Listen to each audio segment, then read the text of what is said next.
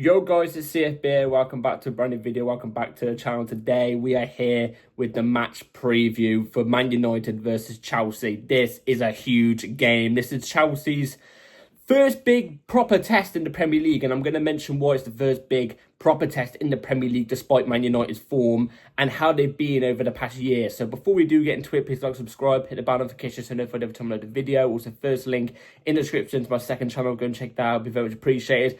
I've been uploading a bit more consistently on there, so go and check it out. It's just random stuff you may enjoy. Without further ado, let's jump straight into the match preview for this game. Man United versus Chelsea down at Old Trafford. Chelsea just coming back off two really poor performances over the space of the last week. Let's be quite frankly honest. Two poor performances in my opinion. A lot of people have different ideas, different opinions, and that's the reason why football is what it is. It's an opinion-based sport in a sense. So Man United are the team we're facing. We're going to talk about Man United first, our opponents, and then we're going to speak about us, Chelsea. So let's get straight into it with Man United. Obviously they are shit. Let's be completely honest here. They are awful. And before I mention anything about the reasons why this is quite a tough game, this is a must-win for Chelsea in the sense of we should be beating this Manchester United team. This Manchester United team is utterly pony. It's awful. It's the worst Man United team we've seen in the Premier League era. Let's be honest. And factually, the facts back it up. Last season, they finished, what, 15th? 15th! That's worse than us, 22-23 season Chelsea. And I thought we were terrible in that season. You could see my reactions to that season on this channel. Go back on my oldest videos. You could see how badly I was in pain. Jesus Christ, they were like worse than us by quite a bit. And then this season, it's just carried on. They're not much better. They show decent displays at times. They have still got top players. But they're disfigured. This Man United team is disfigured. It is. And, you know, the manager doesn't help himself in a sense. I actually rate Ruben Amorim quite a lot. I just think he joined the wrong team. And I think I mentioned that when Ruben Amorim joined Man United. I said, he's a great manager. I think he's a brilliant manager. I would have actually had him at Chelsea if Maresca wasn't here. But the reason why it's not working out at Manchester United is because the way he plays his football, the style, the formation, it doesn't fit the club's philosophy. The club Man United, when I think about Man United over the history, they play free-flowing attacking football where they'll destroy you. You know what I'm saying? Like, I remember, that's the Man United way. They're not a defensive, pressing, free-at-the-back type of team. You know what I mean? It doesn't strike me like that. And that's why I thought it just wouldn't work, and looks like I'm right. And long may it could bloody continue, because I'm loving this downfall of Manchester United. I am absolutely loving this downfall of Manchester United. Sorry if my mates are watching this. But, they're 14th right now in the Premier League. They're not doing that well. They lost on the opening day to Arsenal at their ground, 1-0. They drew to Fulham 1-1, and then they beat Burnley 3-2, which, by the way, disgraceful. They shouldn't have even beaten Burnley, and the fact they were acting the way they were acting against skimming a lead against Burnley in that way, it just screams where they are in this moment of time. But then Manchester City, who clearly aren't the same Manchester City as they were in the last couple of seasons, demolished them at the Etihad 3-0 as well. So we're going to Old Trafford, a stadium that is literally falling down at the moment. This is why I mentioned this as a tough game. Because of three big reasons. They've got good players in their team. They've got Mateus Cunha, who is a top player. He is. They've got Mbeumo, who I think is a brilliant player. I mentioned it in my podcast. If he had a couple hair follicles on his head, people would actually say he's one of the best wingers in the Premier League. I think he is. Again, I think he's joined the wrong team, in my opinion. Man United is a graveyard at the moment for players. And that's players in general. Not like us, where it's wingers or something. You know what I mean? They've got Bruno Fernandes, who is capable of making something happen. Who else have they got?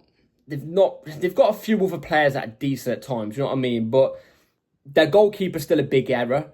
Defensively, they can be broken completely. Yeah, and in the last game against Man City, they were playing a bloody high line with Maguire at the back or something. I forgot who they had, but they had a slow partnership at the back. If we can crack that tomorrow, we're going to score more than 3 goals. I'm telling you this right here, right now, I think. But obviously, I mentioned there's a couple of players there that are decent enough to, help Man United. The other thing is, for some reason, Manchester United always play well against Chelsea. For some reason, no matter what, when it comes to Chelsea, Man United always turn up for some reason. I don't know what it is. They just got some sort of weird bogey hold on us at the moment. But not all just that. This is the big terrifying part. Old Trafford. Old Trafford is a bit of a bogey ground for us. We haven't won at Old Trafford, I think, in all competitions, but it may just only be the Premier League, which is obviously what we're talking about right here, right now. We haven't won there since 2013. 2013 was the last time we beat Man United there. You know, when we had Jose Mourinho at the helm, the season we won the league, I think it was. That was the last time we went to Old Trafford against Manchester United and won. You know, that is, you know, that's something that will be in the players' heads, and I'm hoping that's something that will be in the players' heads, and they will look at it and go, time to beat that record. We're getting closer, because they had a much more stronger bogey hold on us a couple of years back compared to the most recent couple of years.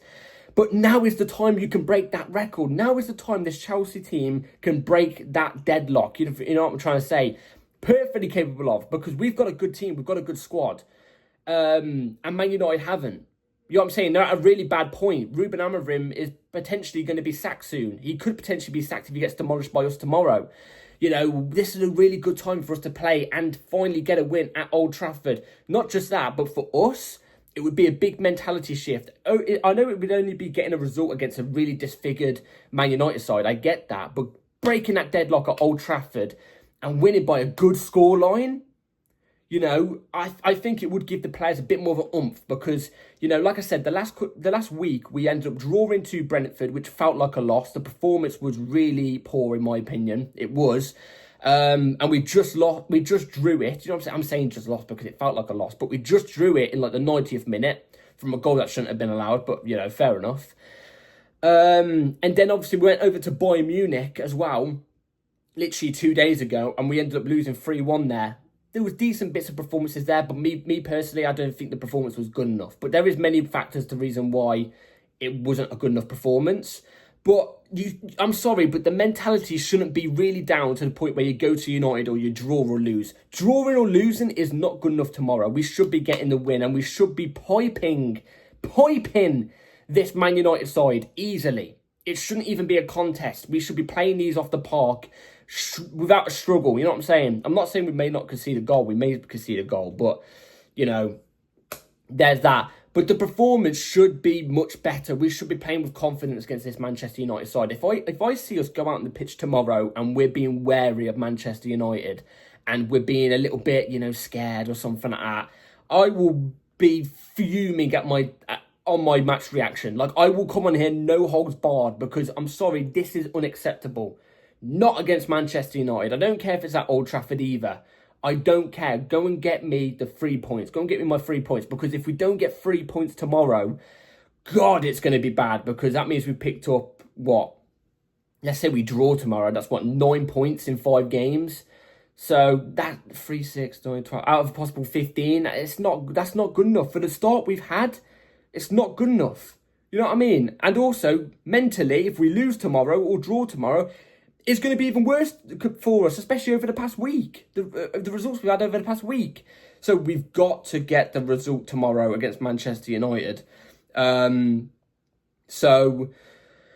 like I said, the performances against Bayern Munich and Brentford shouldn't really play much of a part. It really shouldn't play much of a part into this game. Like, we should be going there. We should be beating Manchester United.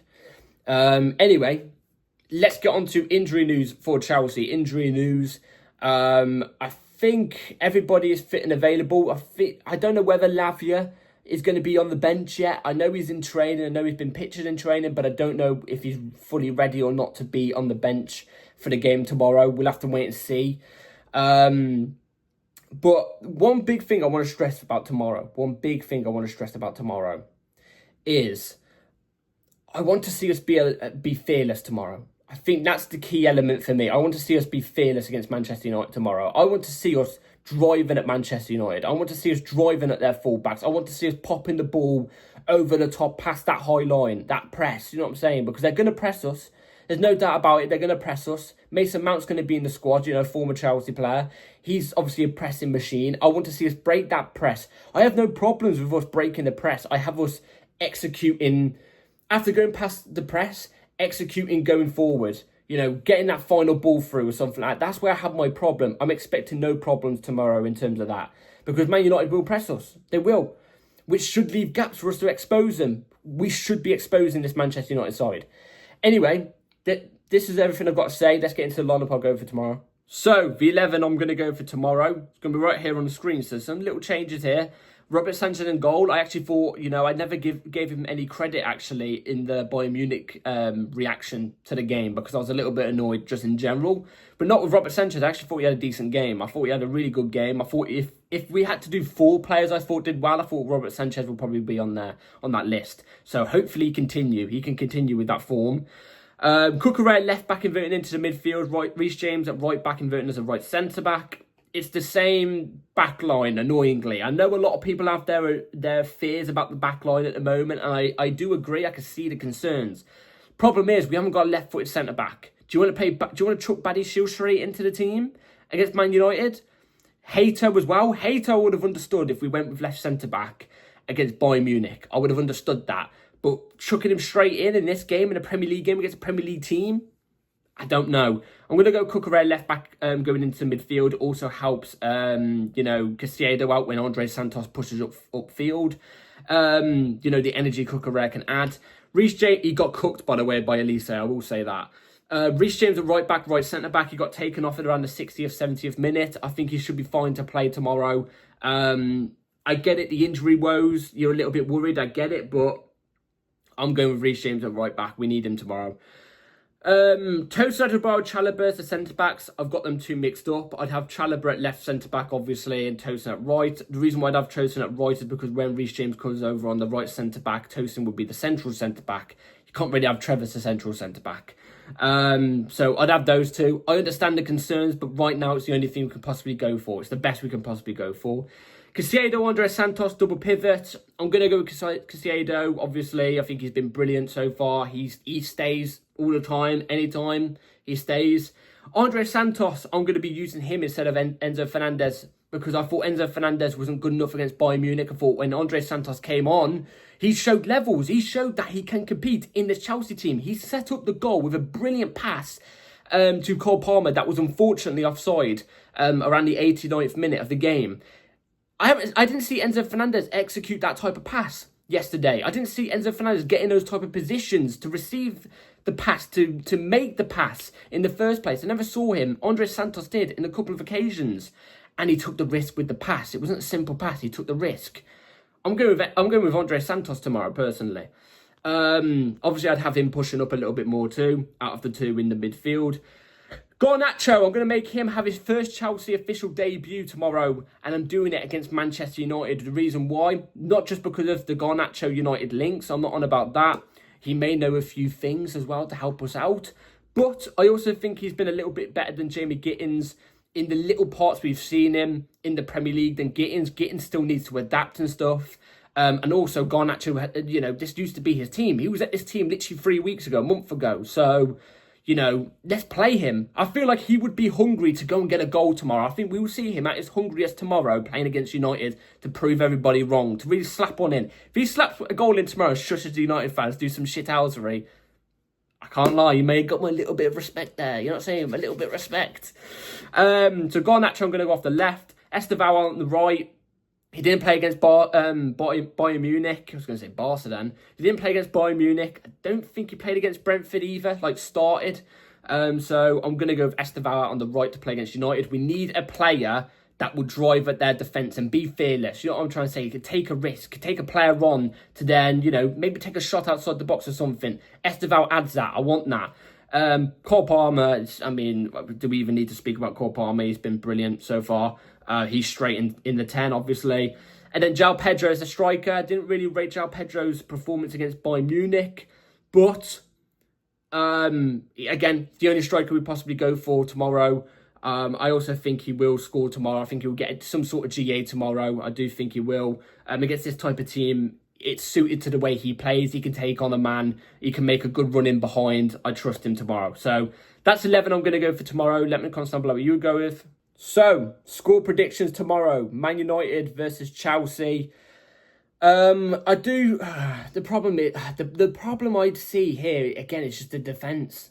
That's the only worry and the worry I have with this team. I just look at our defence and I think it's too inconsistent. You know what I mean? Trevor and Tosin, sometimes they can perform and, look really good. And then sometimes they can put in really piss-poor performances. There's no middle ground there. But surely they should be able to cope against Man United. They should be able to cope against Man United. Reece James I've got no worry about, you know what I mean? I've got no worry about Reece James. I think he'll be against Embuemo, I think it is. I think Tosin and Chalobah should be able to deal with a Sesko or a Xerxes, personally. I think they're mediocre strikers at best. The only worry is the defence. I think going forward, I think we're going to look electric tomorrow. And we should look electric tomorrow. We shouldn't struggle to beat Man United's defence. I'm going to go with Man United 1, Chelsea 3. I'm going to go Man United 1, Chelsea 3. I think Cole Palmer is going to be the star of the game. I've got a sneaky feeling if Estavo starts, I think he's going to get a goal. I think he's going to get a goal. I just got this feeling. I've got this really big feeling, and I hope it happens. Anyway, that's it for today's video, guys. Hope everyone enjoyed. Please like, subscribe, hit the bell notification so notified for my match reaction an hour after the game tomorrow. Be here for it, and I'll see you all tomorrow. Let's get this win, Chelsea. Take care. Peace.